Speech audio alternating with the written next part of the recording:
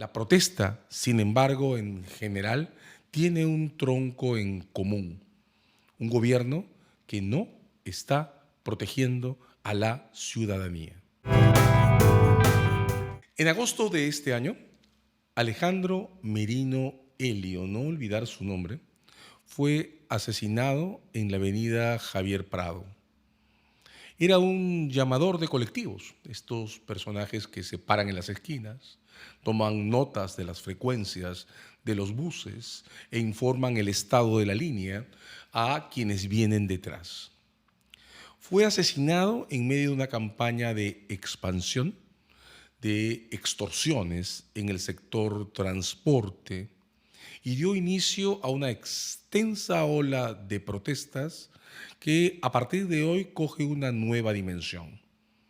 Para hoy se han convocado a movilizaciones en diferentes partes del país con agendas convergentes, pero no siempre idénticas.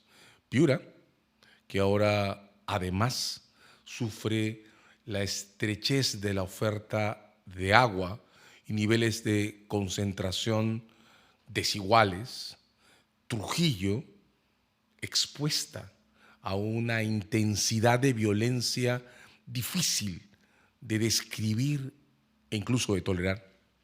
Lima, a partir de la huelga de transportistas, expandida a diferentes sectores que involucran también a maestros, también a emprendedores expuestos a esta ola de extorsiones. Puno, en el sur andino, con contenidos parcialmente distintos. A diferencia de lo que ocurrió hace un par de semanas, las protestas convocadas para hoy no vienen de un solo lugar, no están concentradas en un solo gremio. Las convocatorias en Lima incluso tienen diferentes puntos de concentración. La protesta, sin embargo, en general, tiene un tronco en común: un gobierno que no está protegiendo a la ciudadanía. El asesinato de Alejandro Merino Elio se perpetró en agosto del 24. El gobierno no reaccionó como ha reaccionado cuando tomó nota de las convocatorias de las protestas de esta semana. Esta semana se desarrolla en el Perú el foro de la APEC. Lo que hizo el gobierno para encarar el anuncio de protestas fue mostrar las imágenes. Se vieron en fotografías, son explícitas, la recopilación, la aglomeración más importante de destacamentos del ejército y de la policía que se ha registrado en los últimos tiempos. Pero esos destacamentos no fueron convocados para enfrentar la criminalidad organizada. La exhibición no se hizo para desalentar el sicariato en Lima Norte. No fue una respuesta al reclamo de protección que los gremios de transportes lanzaron hacia el Congreso hace solo unas semanas.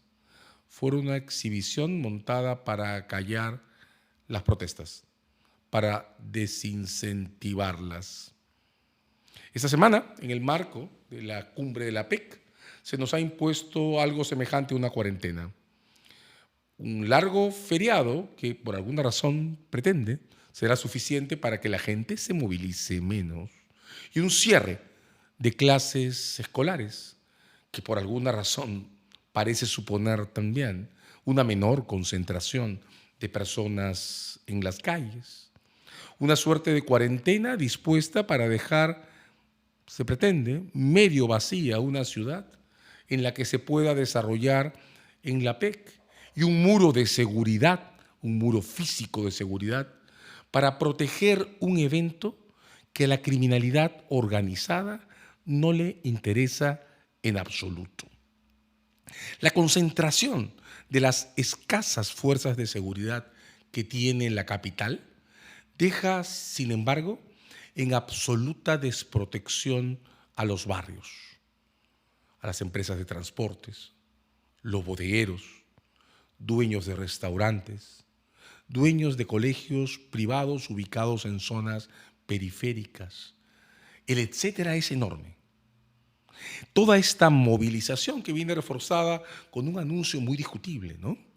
La instalación de fueros privativos para que eventuales excesos en la contención de la protesta no sean investigados por fiscales. Esa ha sido la oferta. Toda esta concentración reforzada por esa manera de reorganizar o querer reorganizar la justicia no se está haciendo para protegernos de la criminalidad organizada. Se está haciendo para construir una imagen, la APEC. Una imagen alrededor de la cual se pretende erigir una suerte de gueto, que de alguna manera simula lo que parece que el gobierno cree que puede hacer. Crear guetos de seguridad, por ejemplo, alrededor del puerto de Chancay, que va a ser inaugurado sin haber sido terminado. Y mantener guetos de seguridad en algunos barrios residenciales de las zonas capitales, como si con eso la concentración de la seguridad en guetos protegidos se pudiera sostener un país entero. Para todo el resto de la ciudadanía, la oferta del gobierno es desprotección. Y eso no es solo una cuestión que se refiera a zonas urbano-marginales. Patás está en plena desprotección. Y la desprotección de Patás ha creado una guerra que se desarrolla yacimiento por yacimiento, socavón por socavón, túnel por túnel, entre mineros ilegales e incluso mineros formales. Hay gente que está muriendo en Patás. La frontera entre las economías ilegales y la economía formal se ha roto en Patás. No podemos seguir pretendiendo que las economías ilegales son un gueto que se desarrolla allá, a lo lejos, en una zona del país con la que no interactuamos. Están impresas dentro del tejido social. Pero respecto a ellas, el gobierno no tiene ningún mensaje. Concentración de las fuerzas de seguridad para crear un gueto virtual alrededor de la cumbre de la PEC. Desprotección para el resto de la ciudadanía. Esto ya no es solo cuestión de ineficiencia. Esto se está convirtiendo en una forma de organizar el poder político. Este régimen nos está ofreciendo un esquema que supone someternos a permanente convivencia con el sicariato y las extorsiones. Este gobierno está dejando que allí donde no llegan sus escasas capacidades de expandir a las fuerzas de seguridad, sea la criminalidad organizada la que imponga el orden de los cupos y las balas. Este gobierno no ha definido a la criminalidad organizada, al sicariato o la extorsión como sus enemigos públicos. Ha definido como enemigo público la protesta y se está pertrechando para intentar contener la protesta, no la criminalidad organizada. Un gobierno que pretende coexistir con la criminalidad organizada. Eso incluye la minería ilegal de Patás, la expansión de la violencia y la minería ilegal en esa frontera que se está borrando con las mineras legales, la tolerancia con la que estamos conviviendo ya a la desforestación de la Amazonía, al asesinato permanente de defensores de la tierra y de los bosques en nuestra Amazonía, la tolerancia endémica que tenemos con el modo en que se trafica con oro y personas en Madre de Dios, en el Hueco.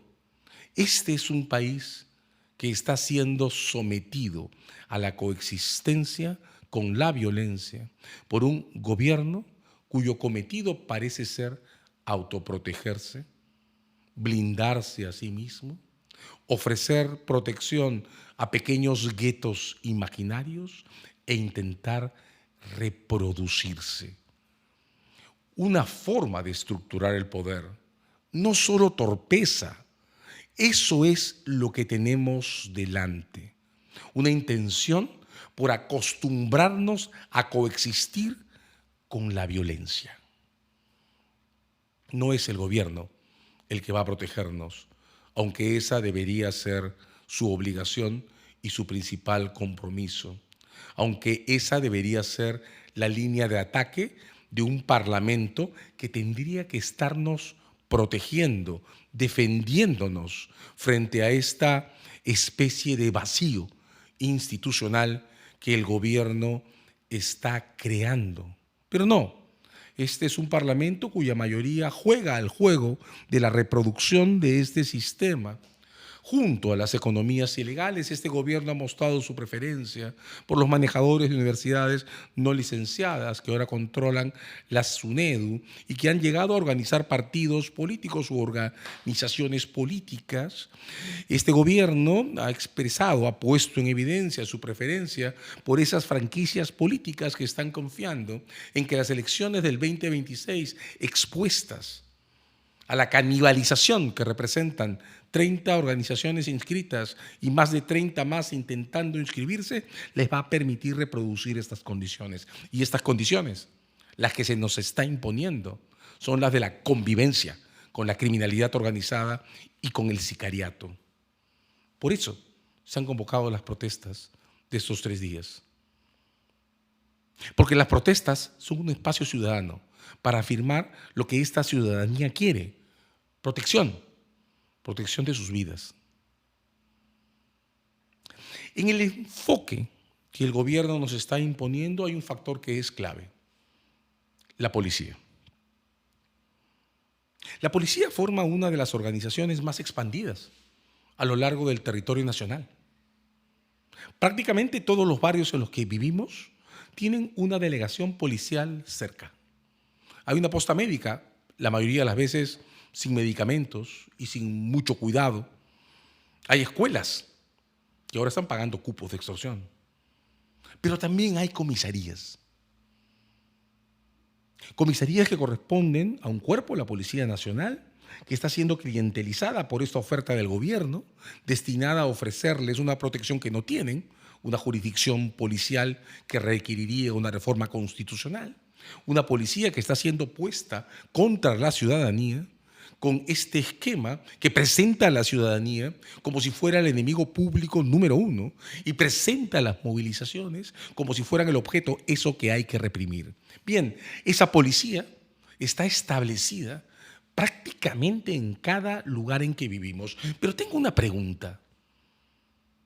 ¿Cuántos de nosotros conocen a los comisarios que están estacionados en los lugares en que vivimos?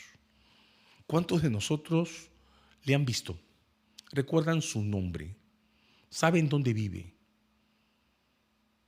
Comisarios, ¿cuántos de ustedes han intentado alguna vez acercarse a una reunión vecinal, a una junta de vecinos?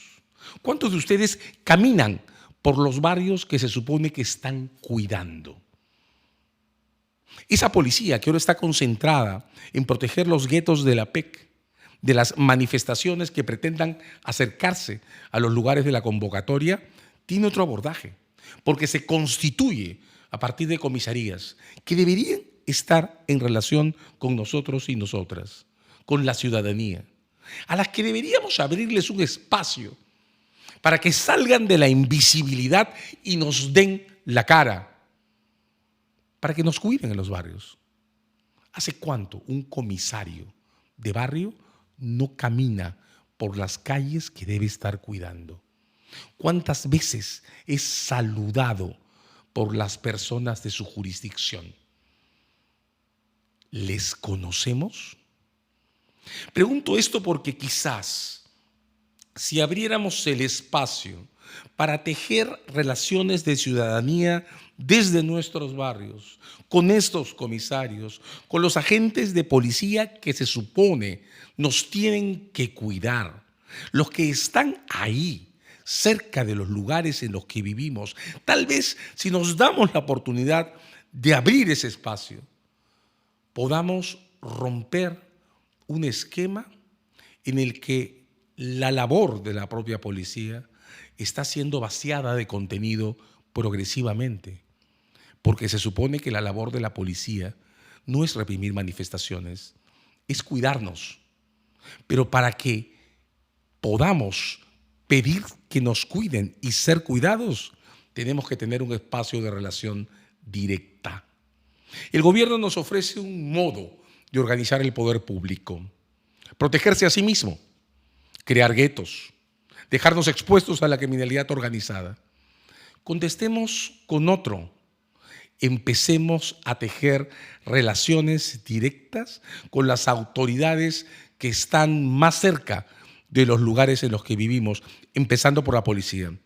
Un comisario que aprende a relacionarse con la ciudadanía a la que debe cuidar, va luego a contribuir a reprimir protestas ciudadanas.